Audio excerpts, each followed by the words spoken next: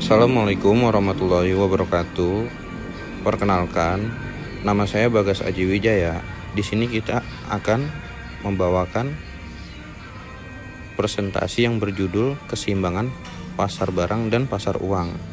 Saya tidak sendiri, saya ditemani dengan rekan saya yaitu Kartika Septiani.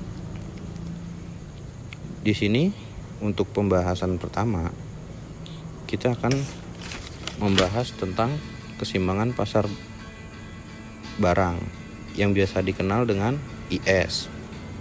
Sedangkan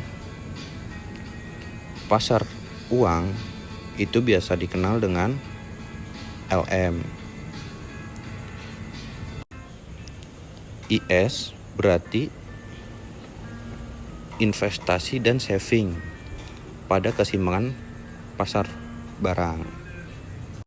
Sedangkan pasar barang akan seimbang ketika investasi itu sama dengan tabungan. Artinya semua tabungan itu digunakan untuk investasi. Itulah yang disebut dengan keseimbangan pasar barang. Sedangkan pasar uang itu menunjukkan liquidity. Sedangkan M ditunjukkan yaitu money.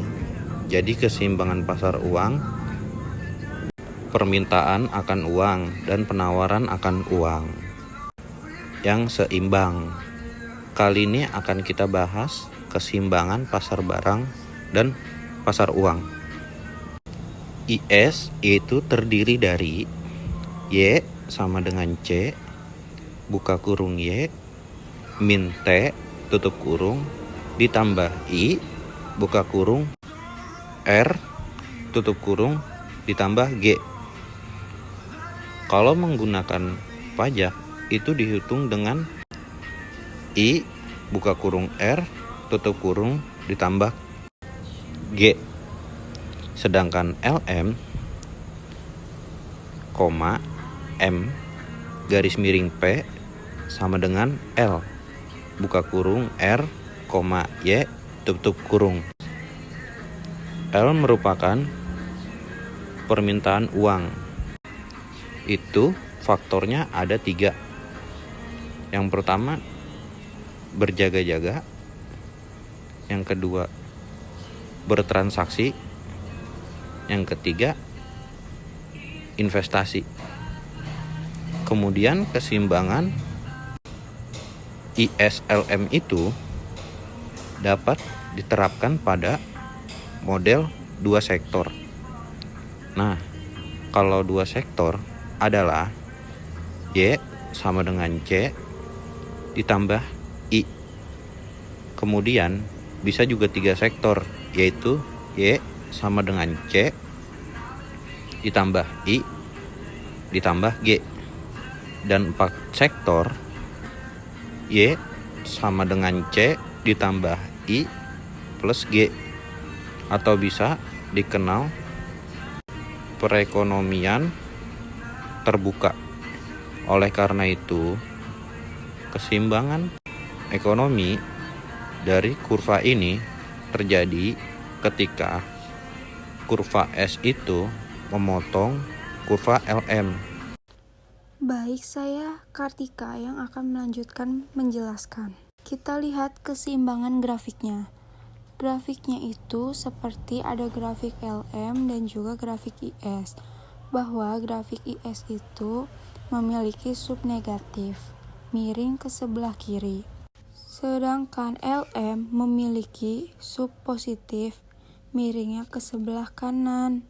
Mengapa demikian? Kurva IS itu menunjukkan bahwa suku bunga dan juga pendapatan itu terbalik. Jika suku bunga mengalami kenaikan, maka yaitu turun. Karena pada pasar barang, suku bunga itu mempengaruhi sebaliknya dari pendapatan.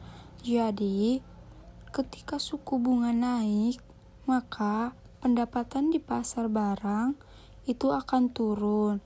Sebab pada kurva LM, ketika suku bunga itu turun, permintaan uang itu pun turun. Ketika suku bunga naik, permintaan akan uang juga akan naik. Kemudian, kurva IS dan kurva LM ini berpotongan di titik E, maka titik ini adalah titik keseimbangan kurva IS dan kurva LM. Selanjutnya, kemudian kita lihat dampak kebijakan fiskal terhadap keseimbangan pasar barang.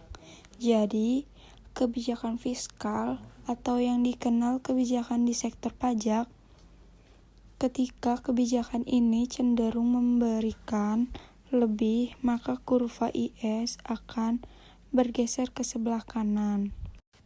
Begitupun sebaliknya, ketika kebijakan ini cenderung lebih banyak mengeluarkan belanjaan pemerintah atau keperluan pemerintah, cenderung bergeser ke sebelah kiri. Kemudian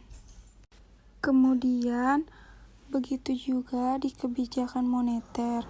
Kalau kebijakannya itu bersifat ekspansif, maka kurvanya bergeser ke sebelah kanan.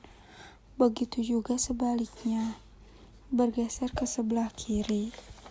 Kemudian, keseimbangan pasar uang ini tidak akan mempengaruhi kurva IS, hanya mempengaruhi pada kurva LM. Demikian yang sudah kami jelaskan.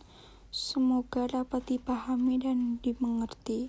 Wabillahi taufiq wal hidayah. Wassalamualaikum warahmatullahi wabarakatuh.